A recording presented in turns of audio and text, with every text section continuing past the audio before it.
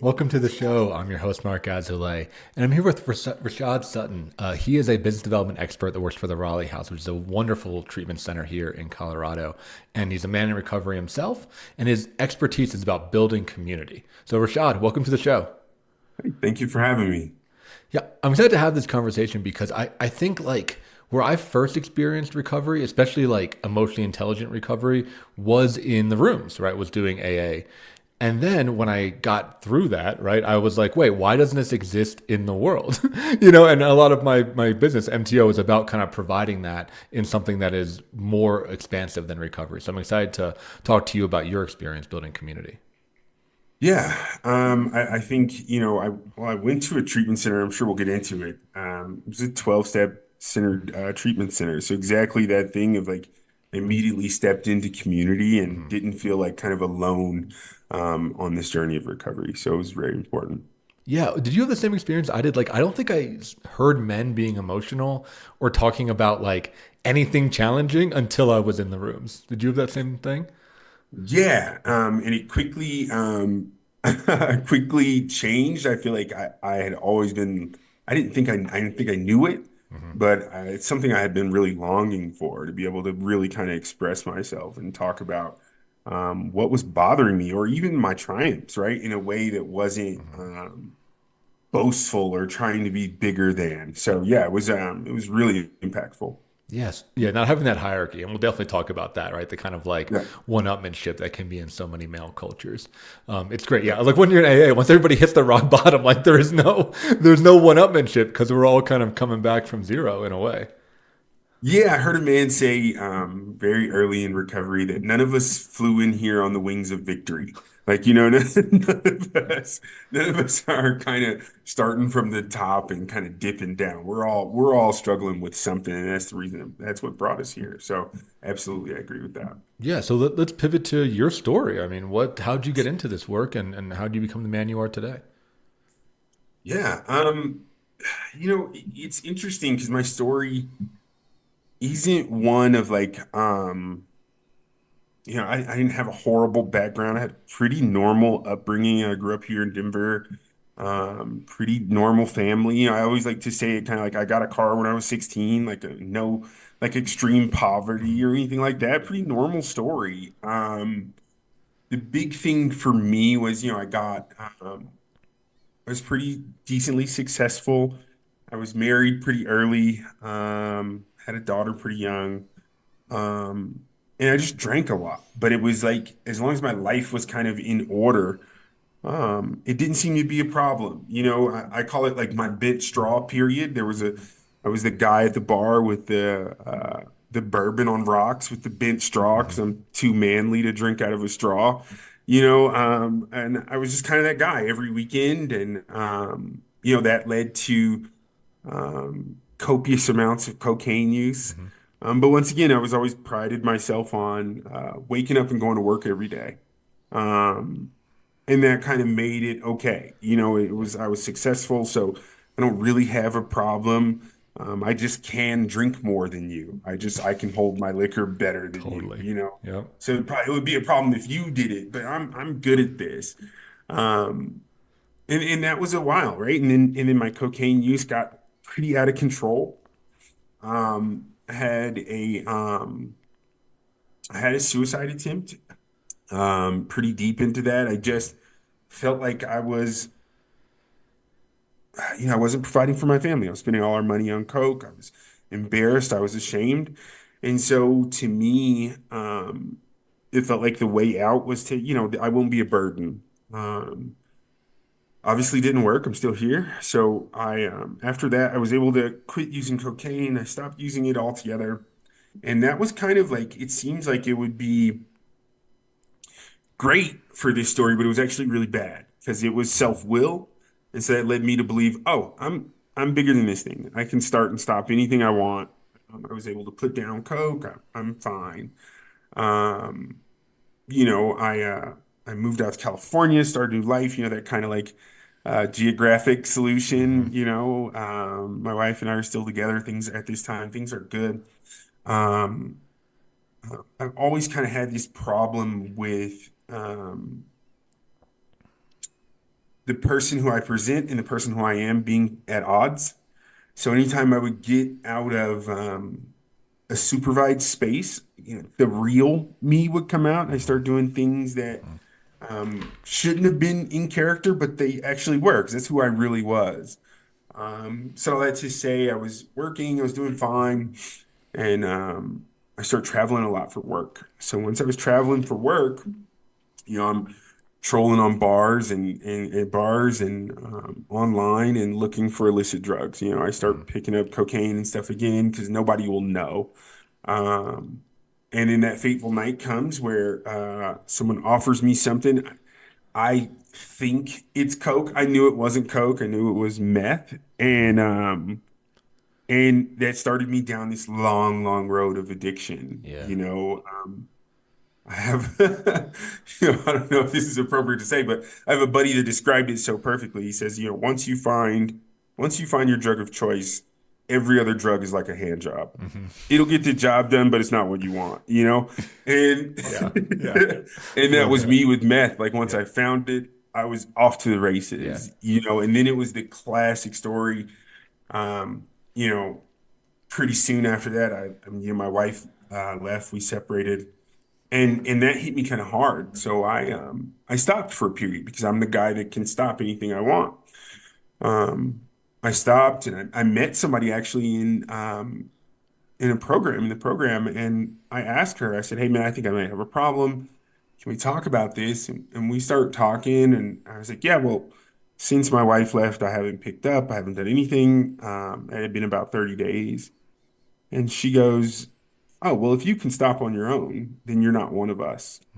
And that was all I needed to know, right? I was like, "Oh, well, I don't have a problem. I made a mistake. I don't have a problem." So, I kept that up for, I mean, a good couple months, no drinking, no drugs, none of that. Um, until, my wife didn't come back, you know?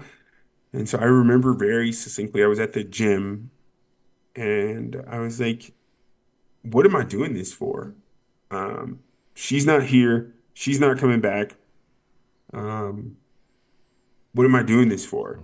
You want to use. And so, um, I got online and I found a dealer right then. And I remember when he texted me back, I left the gym. Like that's how like strong it was. I Yeah. was in the middle of a workout and I left. I left and soon after that, I started, back to using meth, and it was pretty fast, my decline. It was pretty quickly. Lost my apartment, lost my job, and that started this cycle that kind of like was for the next couple of years. I'd lose everything, I'd get clean, I'd get everything back, and I'd lose everything again. I'd get clean, I'd lose everything again, and that happened for the next 4 or 5 years. Um, until I was moved back home. I'm here in Colorado and I'm doing pretty bad. I'd lost a couple jobs. I had pulled on all my favors. I had done everything I could do to like rebuild myself. Lost jobs, gained jobs, lost jobs. Um, and I remember very distinctly, right? My sister comes to me and she says, "Hey, I think you can do this, but I think you need some help." Um, she goes, "Will you go to treatment if I pay for it?" And what's so impactful about that for me is like I think it's different for everybody, but the message that had depth and weight to me was that she believed in me. Is that she's like, "I'll put my money where my mouth is. I think you can do this." I guess it's important to say that at this point, I had kind of resigned myself to being a junkie. I remember clearly the day I started describing myself as a junkie, and I was like, if I'm going to be a junkie, I'm going to be like the best junkie. I'm going to have all the connects. I'm going to know all the stuff. I'm going to do all the things. And so for her to say, "Hey, I think you can do this," it was the first time I believe that somebody saw me as something other than a junkie. She thought I could be successful. And like I said, put her money where her mouth was. She takes me out up into the woods, up to Evergreen, and I I get there and I love this story actually. There's a guy and he's his white hair and he's kind of an older guy and he's shaking kind of like uncontrollably. He's and I'm like I burst into tears. I'm crying. I'm praying internally. Oh God, um, that's me. You know, I made it. I made it before that happened to me. I was like, I'll do whatever they tell me to do here. I'm gonna really put my effort into this. I don't want to end up like this guy. Um, the thing that makes it funny is I find out 2 weeks later that the guy has cerebral palsy. It has nothing to do has nothing to do with Has nothing to drugs, do with has nothing to drugs. do with any of that. He It's was so funny. born like that. Yeah, he's But been it like that his whole scared life. me. Yeah. You know, it It's scared good. me. It scared me. And Yeah. this program that I was at was all 12 step based. And so it was really just a group of men out in the woods going, "Hey man, you gotta find something to believe in, or else you're gonna die." You know, uh, uh, but so lovingly, right? It's hard to express. I guess there, the first day I was there, we did a new guy circle where everybody goes around, tells who they are, what their drug of choice is, and I told him, I'm Rashad and I'm doing meth and mainly ingesting it, live with my mom, blah blah blah blah, ready for a change. And in the corner of the room, this guy shouts out, "You were losing your mind," and I was like, "Yeah, yeah, I was." And he goes, "It's okay, bro. So was I." And that thing hit me. I was so ashamed of my drug of choice. It's like the drug not to do. It's like on billboards, not even once. And I was so ashamed. And here I was in this room full of people who were struggling with the same thing. And we're all trying to get better. And we're all here to help each other. Um, it was huge for me. I just felt such solidarity in that room. Um, um, I just felt like I belonged for the first time in a long time. Um, I really jumped in with everything I had. I really wanted to prove my sister right. Hmm. I wanted to change my life. Um, and now I had this new group of friends. Not nobody, but when you get immersed, especially in like street drug culture, there's this whole world open to you that you're not aware of. It's like all these kind of underground things that people are doing. These kind of, I know that guy, I know what he's up to. I know this guy over here. Even though you don't know them, you know what they're up to because you're up to the same stuff. And all my friends use drugs. All my friends were in this culture. So to walk into this place and be immediately embraced, simply because I was struggling with the same thing that they were, was huge. I felt, oh, I can do this. I instantly have a new group of friends. And friends who don't want anything from me but for me to get well. And that was huge for me. Um, I go from there. I end up doing sober living, which I think was huge. Right now, I'm living with a group of guys who are all focused on the same thing. We're all focused on recovery. And so, we're doing nightly recaps. We're talking to each other about what our day was like, what our struggles were, as we're getting ready to go to meetings and things like that together, right? We're doing all of this together. And it was that thing, that camaraderie, that fellowship, I still had to do the work for myself. I still had to, find a sponsor and actually truthfully work these steps. So all that stuff was important, but having that support structure, being able to look to my left and to my right and see guys who were doing it with me, was huge. I still talk to a lot of those guys in my litter today. That's still who I bounce things off of, who I go to when things get hard or when things are great. That group of men that I came through this with. Um, I think that step is often overlooked, that idea of like sober living and having a group of men that you can talk to. Or if it's done, it's not done with that same kind of spirit, that kind of like, I'm in this, I'm immersed, and I want to get this done. I think it was probably the biggest piece of my recovery. Being at a treatment center is a bubble.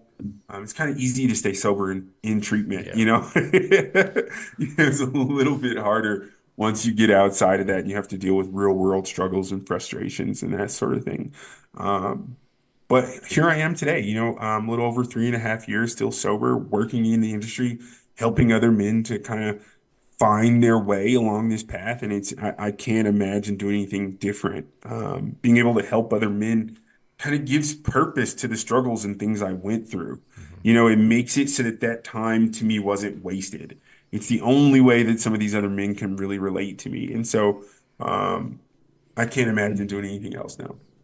Yeah, that's a powerful story. I really enjoyed hearing that. And I can't wait to hear more about your ideas around community and how to Thank bring you. that into the world, right? Because when you talk about that, I think back to my recovery journey and the guys I met along the way, and it's like, it's some of the closest people that ever been in my life. I mean, right? Like, Mhm. I was going through the hardest thing I've ever went through with people that were also going through it. And like, you can't put any value on that. Like, that is such a powerful thing. It's awesome that you guys are still in connection and Yeah. that like litter, like you said, is still running.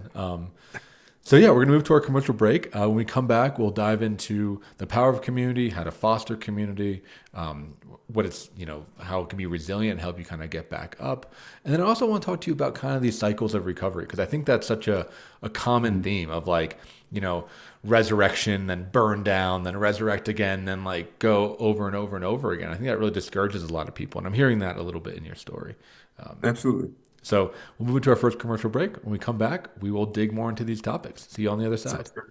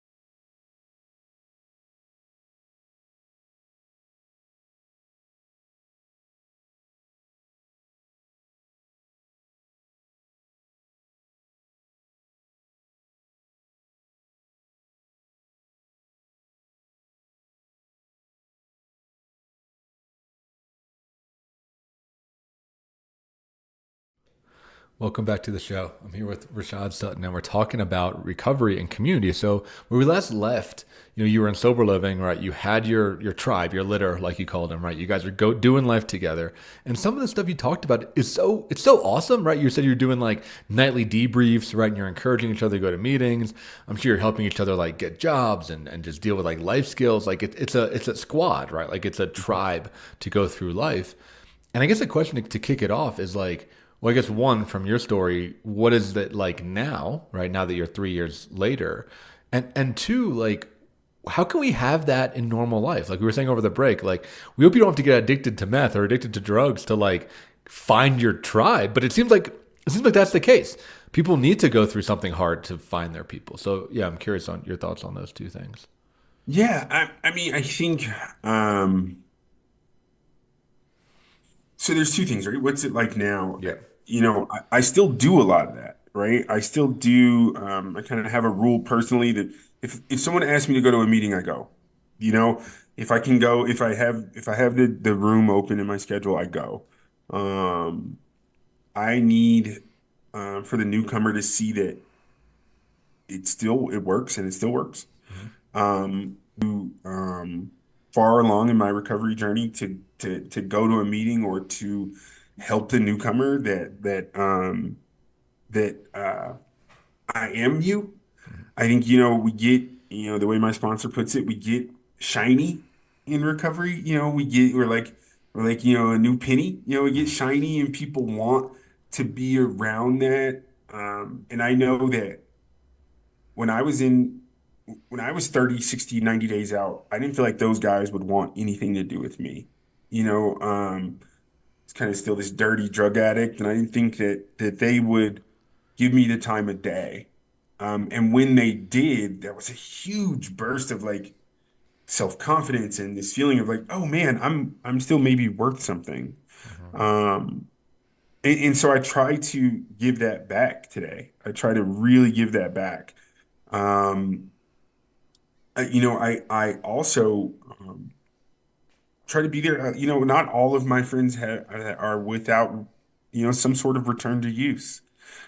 So being able to love on them and love them back Mhm. um, into the recovery space has been great. Even some of those who are like, hey man, maybe this isn't for me, to still be able to show them love and let them know, hey, I still care about you. I still want to see you. I still want to go to brunch with you. I can't go clubbing with you, but I love you, man. I want to be around you. Um, I found that kind of building that tribe, to your point, right? I think it takes a lot of vulnerability, Mhm. to be honest, right? It takes a lot of being willing to give of yourself. Someone told me, a couple years ago, um, that the measure of friendship is not what you'll give to another person, but what you'll give up for another Mhm. person.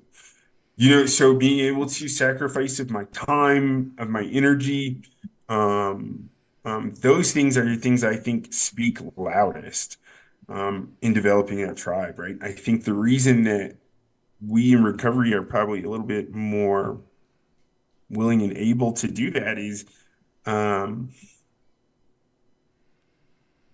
man, I don't know. I don't know. I wish I had something a little bit better, Mark. I don't know. What are your thoughts on that? I really don't know. Yeah, I think for men in particular, right, we need to burn down to be humbled. Mm, Because I think a lot of guys, and I was like this, it sounds like you were like this, like we're just cocky, right? Like we're like, oh, I'm built different, right? I'm stronger, I'm smarter. There's like a grandiosity there that I yeah. think we use to not feel insecure, right? Yeah. And like for guys like us, where that gets popped like real hard, I think we go down to this ashes and it's like, okay, well, I need to rebuild from this and I Mm, can't do it alone, right? I mean, I obviously think of the first step, right? Just being like, I can't do this alone. I need something, right? I'm powerless on my own to make these massive changes, and I think men need to be humbled. I mean, hopefully, it doesn't have to be as catastrophic as our stories, but I think men need to be humbled so that we can come back stronger than ever. 100%. 100%. I think that idea, I call it, being right sized, right? Hmm. For me, when I'm too big, I feel like a god. I feel like I deserve, drugs and Mhm. every other pleasure that on earth, right? And if I get too low, um, then I deserve the misery and things like that that come with destroying my life. Mhm. Luckily, the middle is huge. There's a Yeah, lot. there's a lot of play in there. Yeah. There's a lot of play in the middle. Yeah. And so, but you're absolutely right. It was me being humbled and being, it's a big part of my story, right? Even in the very beginning of like having to accept help. I had to accept help to even get into treatment. Mhm. Um, um, yeah, I think you're absolutely right. I was at a place where, it couldn't hurt to try. My way wasn't working. Right. Yeah. And I think so many guys are isolated to the point where we just keep going, keep going, keep going. And another part of your story that stood out to me and is similar to mine is like, as long as you're making money, as long as you're successful, as long as your wife is still in the home, you can do whatever the fuck you want. Right. And I think as Mhm. guys, because our role is so squished into that, right? Into being that provider, financial, being the wallet, right? Mhm. As long as we're doing that, we get that like kind of two-faced thing that you were talking about, where there's a work me and there's a drug me, right? And I had the Mhm. same thing. A lot of my stuff was in college, but like, look, as long as I was getting good grades, like Yeah. nobody could tell me what to do, and that fed that grandiosity of like I'm just going to go as hard as possible as long as I'm checking this box. But my emotional life was a disaster. My relationships were a disaster. I had zero spirituality. I had no ethics. I would lie, cheat, and steal whenever I could. Right? Like everything else was in shambles, but I was doing good at the grades, right? And like I did have a couple jobs. Like money was coming in and I was making good grades. And like for me, that justified everything. Yeah. I remember, my ex-wife telling me something. I mean, at the time it destroyed me. But now it's something I live by is she said, "Do you really think you are who you present to be?" And I was like, "Ooh, no, no. I'm absolutely not. I present as this guy who's got it all together, who's successful, who's, all these things. And I was none of those things. Mhm. I could act it very well, but I was none of those things. Whereas today, I live by authenticity. It's like everything that I am is like who I am, right? I try to really exist, authentically. And that means, the same thing you were telling me, that I'm weak sometimes, that I'm not doing good, that sometimes I'm not doing great, and to be able to tell somebody that feels so much better than carrying that around. I think you're absolutely right that this idea of like, manhood means you just bear everything. You got to have big shoulders so that you can carry all this weight for not just you, but for everyone else. And you don't complain about it. You just forge forward. And that was definitely what I thought it meant. What I learned is that like the people who care about me want to hear about that. Even if Mhm. they can't do anything about it, they want to know, like, hey man, I'm not doing great today. I'm not doing great today. I'm a little overwhelmed, or when I am doing great, is the weird thing about being a man, right? We don't get to say, "Oh, dude, I'm doing amazing today. I'm having a Mhm. great day. Like the sun is out. It's a beautiful day." We don't get to do either extreme. We just kind of, good. Kind of grunt, right? Be like, yeah, keep on moving, right? Like it's just that's our answer. Yeah. Yeah, yeah. So it's, that it feels a lot better on this side. I think, Mhm. I guess the point I was getting to is that um, I had to create this community. I think a lot of times, at least I thought that I was just going to walk into this ready-made network of friends and Mhm. that I was just going to walk in, it was already made, and I would just like slip right in, and everything would be fine.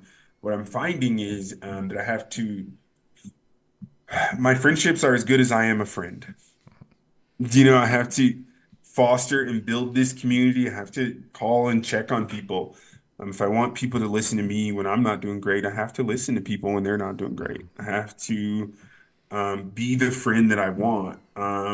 Not just karmically, but what it also does is it teaches my friends how I want to be treated. You know, Totally. Yeah. it builds this community, and it doesn't happen overnight, but I'm finding that, between that and healthy boundaries about knowing when someone's not good for you, um, um, and being able to say, I think you're a great person. This just doesn't work. Has been amazing at building the community that I need for long-term recovery. Yeah, I want to dig into kind of the tactical part of building community because, so many men, especially when we get over 25 into our 30s, even 40s, right? Like they Mm, report having zero friends. Like when mm, they survey men, they say zero friends, or they say one with a caveat of that's their partner, right? Like they don't have friends. And I think like, in things like college or in school, right? Like it is kind of given for you because there's so much time in mhm. community and there's so much structure and there's so many times you're going to hang out or have sleepovers or you're in a sports team or whatever, right? Like Yeah. there's like so many opportunities. And similar to you, like I put a ton of work into my community, right? I'm always hosting events. I'm always like creating spaces for people to get together. I'm always trying to reach out and get people to do stuff, right? And that's exhausting, right? I mean, like it's worth it, but it is like a part-time job. Like, I'm like a 100%. community manager.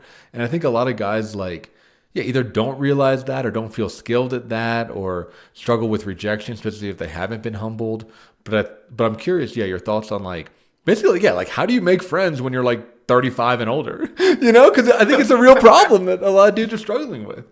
Yeah, I mean, I think the first thing is it's going to be awkward. Yeah. Like, just embrace that. It's gonna be awkward um, at first. But what I found, I think, was really encouraging for me was when I started doing those things. Right? Hey, man, dude, I'm gonna take a walk around the park today. You want to come? Um, the guys who took me up on that afterwards they'd be like, dude, that was so great. Thank you for doing that. Can we do that again? And it's like, well, yeah, but it was awkward to like, pick up the phone and call another man and basically ask him on a man date. It was, Totally. Yeah. it was, it's not that it's not going to be awkward. It's going to be awkward. I think the other thing is to, especially in the recovery community, and outside of it, I'm sure too, is to recognize that like a part of getting to know other people is getting to know myself too. There were a lot of things that in active addiction and even before that I dismissed because I thought I didn't like them. It turns out I love the art museum. But the first time I went in recovery, I was like, why am I doing this? This is whack. Like, why am I doing this? And I was like, dude, you don't know what you like. You didn't do anything that didn't serve beer before. So you don't you don't know if you like this place or not, so that kind of discovery, that kind of like walking into new things and new situations and having somebody there with me has been great. Somebody to walk through it with me that can in real time process it. Hey man, what do you think of this? And let's look at this. Or, those things, just being open to kind of discovering who I am, has been huge. I think that's so big, right? Because I think a lot of dudes we get stuck. Our personalities get stuck. It's like, yeah, I'm in the same stuff I was into in high school, right? Yeah. I like sports, I like video games, I like drinking, right? And you can see it. You can see there's like some guys that never quite grew up and never quite like took a risk, like Yeah. going to the art museum, right? Or picking up a new activity, right? Or trying something new like camping or water sports, literally whatever, right? Yeah. Like I think it comes back to that humility piece. The thing that I really work on my guys in my practice with is like being good at being bad at stuff because there's always that phase where you just suck ass and you're just bad and you're the weakest one and you're like don't know what you're doing. But if you can Yeah. learn to be good at being bad at stuff, the world's your oyster. 100%. I recently, I'm a musician and I've played like gospel and R&B Oh, my whole cool. life, Very cool. you Yeah. know. And recently somebody asked me if I wanted to play in a country band. And I was like, yeah, sure. Well, why Mhm. not? And I get in there and yeah, man, I suck at country music. There's some stuff that I'm just not good at. Mhm. But now because of like you said, humility, I'm able to have this experience that I otherwise would have completely cut myself off from, you know? And so I'm able to have it and enjoy it. And like, yeah, man, I don't know that I'll be, trying to get inducted into the Grand Ole Opry or anything like that, but I'm enjoying myself. And it's something that I don't think I otherwise would have let myself do.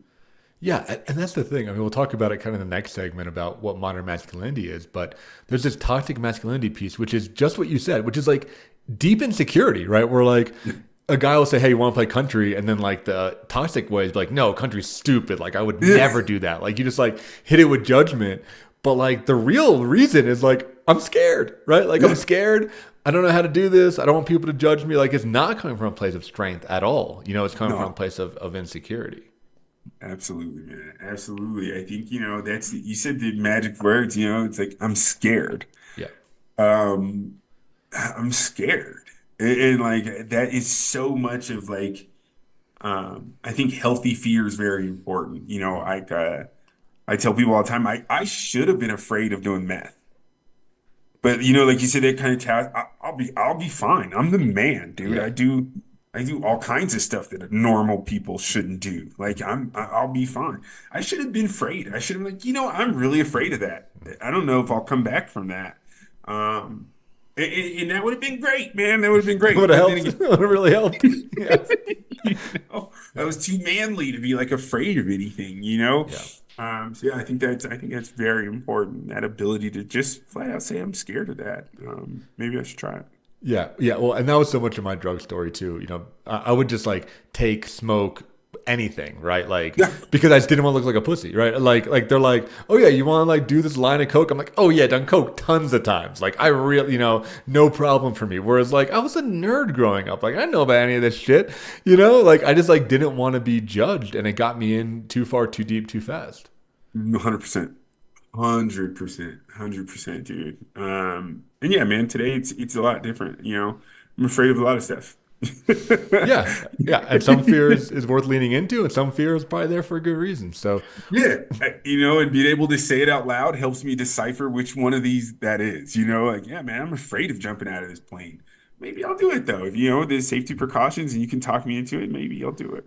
all right. Well, we're going to move to our next commercial break. When we come back, we're going to talk about tactical steps how to build community.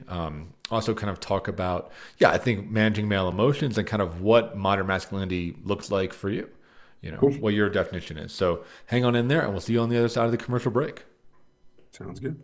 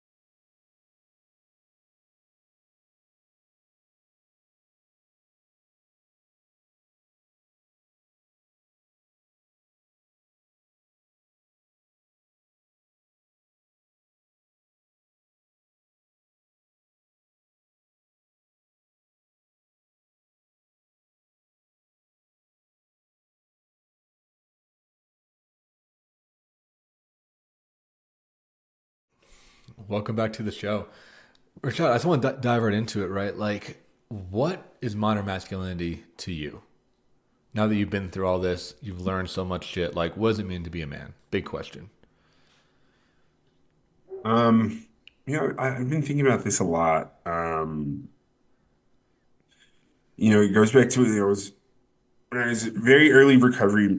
I had this incident where someone, disrespected me, and I was telling my sponsor, I was like, but this recovery stuff is cool, but like, I'm a man, dude. I'm a man. You're not just gonna talk to me any kind of way.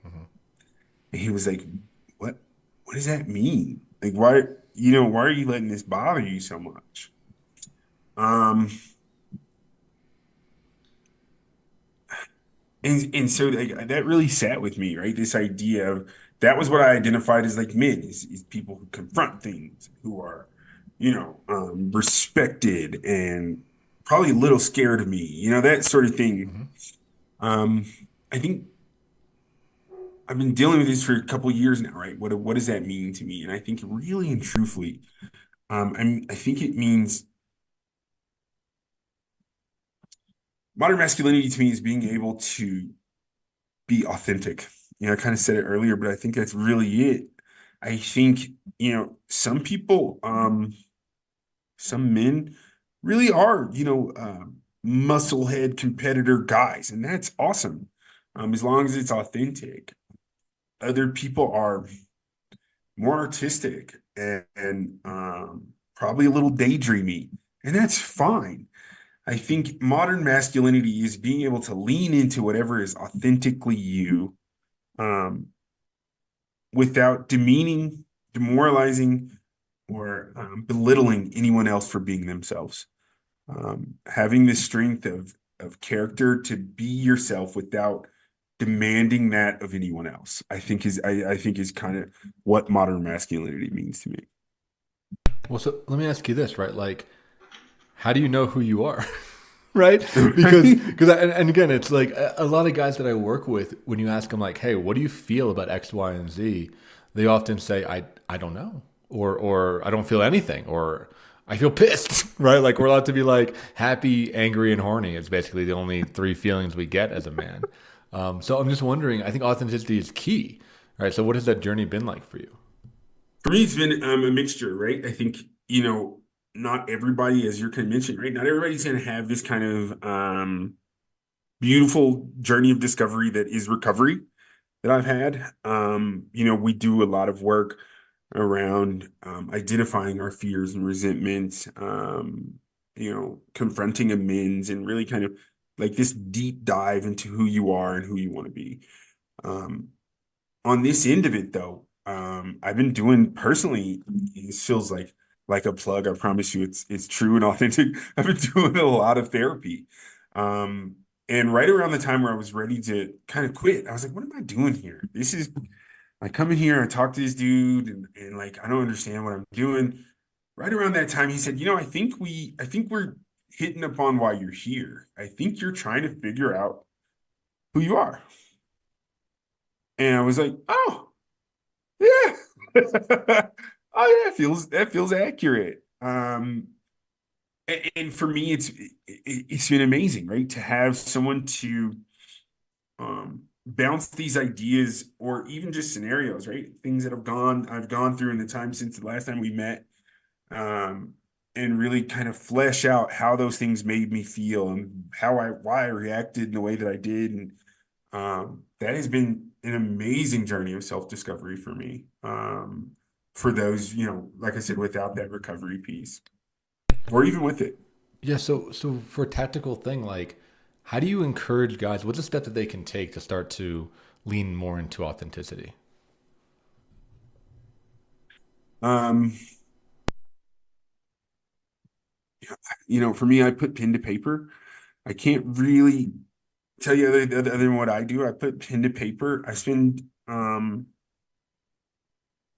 time with myself analyzing. I think about a lot, which is why the therapy piece is great, right? I spend time thinking about my actions, um, um, and I take accountability for them. Um, which sounds like a small piece, but it's actually really huge, right? Because if I'm going to be responsible for whatever my actions are, it makes me think about them a lot more, right? If I'm gonna have to stand behind this, um, then I think about it a lot harder before I do it, right? It gives me that time to kind of process what I'm doing or what my stance is and why. I think the why is really important when developing authenticity. Why do I think that way? And being able to like challenge myself, on the whys. Why am I doing this? Why do I feel this way? Yeah, I think accountability is critical, right? And I think it like a lot of guys don't take it, and I think it removes the good versus evil story that I think a lot of men live in, right? Like Mm, either we're the hero or the villain. There's no room yeah, for nuance. There's no room for gray. And I yeah. think once we can start being authentic and take responsibility for our lives, we can start to grow. There's we had a guest on a couple of weeks ago, Donald, and he had this great model that I want to run past you. I'm curious what you think. He talks about how in this process we go from villain to victim to hero to guide. And I'm thinking about that when I hear your story. And I think a lot of guys go through that, and sometimes we get stuck in villain or in victim, and we never really progress to those other tiers. Hmm. Yeah, I think that's um man, you're absolutely right. When I think about it, that rings really true. Hmm. I used to even identify as myself. Like I was always the antagonist. I always Yeah. identified as the antagonist. And I think, like you said, I think a lot of that comes from not wanting to be accountable. So any of the things I did that I did that my soul didn't really agree with, I could always be like, well, I'm the bad guy. Of course Yeah. uh, Me too. I mean, I get the villain era is real, It's like I guess I'm yeah, just the asshole, you know? yeah, yeah. I'm just that guy. I don't know. And it's really wild, right? Because I never thought about that before. That is absolutely true. It allows me to escape the accountability for the actions that I don't necessarily agree with. Um, Whereas today, I definitely I don't know that I'm a guide in per se, right? That feels really lofty, but I definitely feel like the protagonist of this story, or at Yeah. least this part of my story. I definitely feel like I'm on the side of good in this point in my life, and it's again because I hold myself accountable. If I do something that I don't think is in line with that, then first of all, I look at it and try to figure out why. What was the motivation for that? Uh, I sit on it, right? And I really, and then I try to right any wrongs that it created, any harm that it might have created. I try to right. And that allows me to feel good about myself so much more consistently. I think, yeah, yeah, I'll leave it there. Yeah, it allows me to feel really good about myself a lot. Yeah. Yeah. And not have that like inner villain, right? Or I think a lot of men have an inner coward. We Yeah, we remember all those times where we backed down or didn't do the right thing or got scared. And again, like we were saying in the other segment, like fear's not bad. I think fear is like it's telling you, hey, pay attention, motherfucker, right? Like notice what's happening. yeah. It tries to like wake us up and drop us into the moment. So there's a lot of like power and wisdom in fear.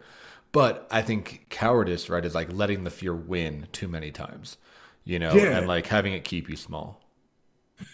yeah, I think it's important, right? I do think fear is important, right? And it's like weird because I'm saying both things and I mean them equally, right? Sometimes you walk through that fear, and I think that's important. And sometimes you should stop. You know, Yeah. you know, I think both are true. Yeah, man, it doesn't make you bad or like you said, a coward. I think when that fear is founded, when it has reason to stop you in your tracks, it should. Yeah. I mean, Jocko Willink talks about this, right? The idea of Navy SEALs, like they don't not feel fear, which I think is what a lot of Mm, men, again, like we talked about, don't want to try new things because they just like don't want to feel fear because they think that makes them yeah. weak. Is that Navy SEALs can operate while afraid, right? Like that's what their training is like to be afraid and to go and do the thing anyway. And that's real strength to me. 100%, 100%. I think, that's not my story, right? That kind of like, um, but I am a performer, Yeah. and I tell people all the time, like, hey man, if you're not afraid, you're not ready. Hmm. If I'm not nervous walking on that stage, I'm not ready. Yeah. I need to feel a little bit afraid. I need to feel a little bit of, oh, do I remember all these songs? Mhm. Oh, oh, dude, I don't have a solo prepared for this. Oh, I need that. I need that little bit of fear. I need to walk through it. Because walking through that, then I find triumph, Mhm. right? If it wasn't a thing, then, then who cares if I did it or not? You Yeah, know? it has to be a little bit challenging, and Yeah. it brings me back to community because I think of your story, like just hearing, I think especially other men share their fears and share their triumphs and share like themselves growing. I don't think there's anything better than that, and I think we need that. We need to just like stop posturing and stop like all just being as cocky as possible or all pretending that we're bulletproof because Yeah. it's not really working. It's not really working for us. No, no, no, dude, it's yeah, man. Me personally, like I said, I love this idea of being afraid and moving through anyway. And what I love about being the man I am, the person I am, is like I'll tell you, hey, I don't like this at all. Mhm. I don't like this at all. I'll do it. If it's something that needs to be done, but I don't like this. And what I've found is when you're able to voice that, you inevitably, when I say things like that, some other man is like, "Oh yeah, man, me too." It doesn't take that much. Yeah, you just have to be the first one to say it, right? Oh yeah, this is horrible. Yeah, absolutely, man. 100%. Yeah, so as we're moving towards the close of our show, what is a message you'd like our listeners to take away? What's something that they can hold for the next week? Man, thank you for this. I think the most important thing to know is that both you're worthy of love, um, and you're capable of giving love. Like your love is wanted and warranted. I think is the biggest thing to take away. Yeah, really well said. Beautiful. So, Rashad, thank you so much for being on the show. Where can people find you online and learn more about you and what you do? Wow. I'm on the socials, I guess, just as Rashad Sutton. You can find me there. Um, um, I'm really involved. I think I would like to plug this. We're really involved with Colorado Artists in Recovery, Cool. which Yeah. do online workshops and that sort of thing. Not only just online, but in-person workshops for people in recovery, for people not in recovery, for people who just need an outlet, need to do some sort of art. And I also work for the Raleigh House, and you can find us. It's at both primary mental health as well as a substance use treatment center. You can find us at theraleighouse.com. Great. Well, thanks again for being on the show. If you're a listener, please like, subscribe, comment, do all the stuff. If you think that someone would be inspired by Rashad's message of love and authenticity, share it with them. The more listeners, more guys we get listening to this, I think we can start to really change the world and really make a difference out there. So, Rashad, thanks again for being on the show. Thanks for having me. And listeners, thanks for tuning in. We'll see you next week, another episode of the Men's Therapy Podcast.